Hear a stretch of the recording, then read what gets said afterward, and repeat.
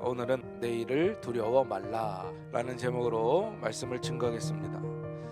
여러분, 기다림이라는 거 어떻습니까? 기다림 어떨 땐 좀 설레기도 하지만 대부분의 이 기다림이라고 하는 것이 대단히 고통스럽다는 거예요. 그 이유가 뭐냐? 그냥 단순한 기다림이 아니라 어떤 간절한 기다림이기 때문에 그렇습니다.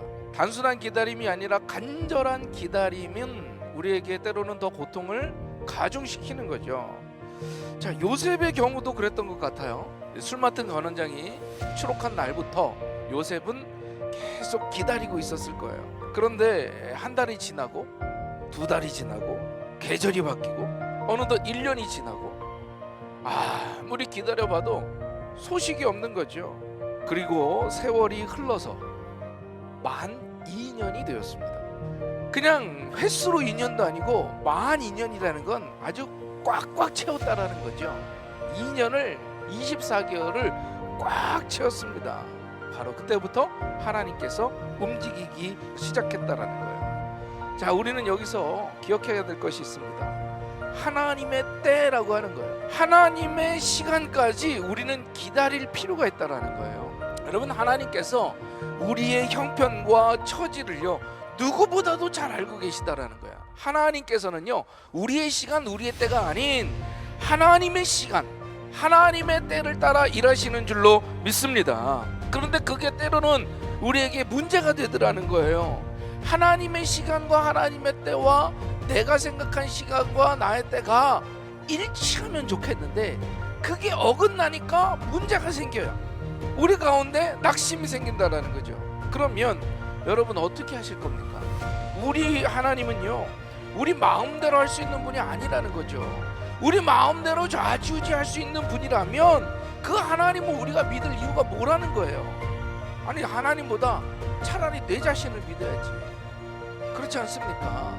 하나님의 시간, 하나님의 때에 우리의 시간과 우리의 때를 맞춰드려야 할 줄로 믿습니다. 아니, 저 사람 보니까 너무 쉽게 고통에서 벗어나는 것 같은데 혹시 이런 문제들로 가슴 아리하고 계신 분이 계십니까? 사랑하는 성도 여러분, 우리가 지금 할 일은 기다리는 거예요. 기다리는 거예요. 때를 따라 역사하시는 하나님께서, 약속에 신실하신 하나님께서 하나님이 정하신 그 때에 반드시 저와 여러분들의 삶을 고쳐 주실 줄로 믿습니다. 회복시켜 주실 줄로 믿습니다. 우리나라의 역사도, 세계의 역사도, 우리 개개인의 역사도 하나님이 주관하시고 하나님이 이끌어 가시는 줄로 믿습니다. 나를 위해서, 내 자녀를 위해서, 우리 나라를 위해서, 이 교회를 위해서, 여러분들의 가정을 위해서 지금도 일하고 계실 때 하나님의 뜻이 무엇인지 우리는 기도하며 겸손하게 기다릴 줄 알아야 할 줄로 믿습니다.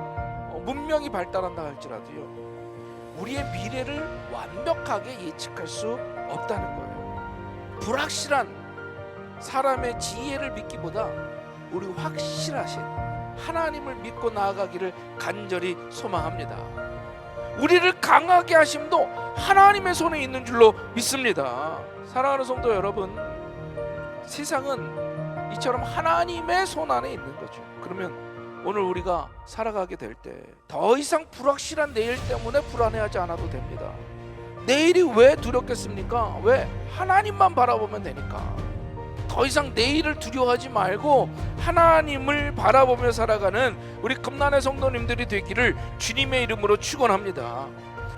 오늘 요셉의 이야기, 솔직히 말하면 이건 요셉의 이야기가 아니라 요셉의 생애를 통해서 행하신 하나님의 이야기다라는 거예요.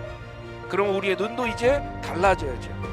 이제 때를 따라, 하나님이 정하신 때를 따라 역사하시는 그 하나님을 바라보며 믿음으로 나아가 두려움 없는 승리의 삶을 살기를 주님의 이름으로 축원합니다.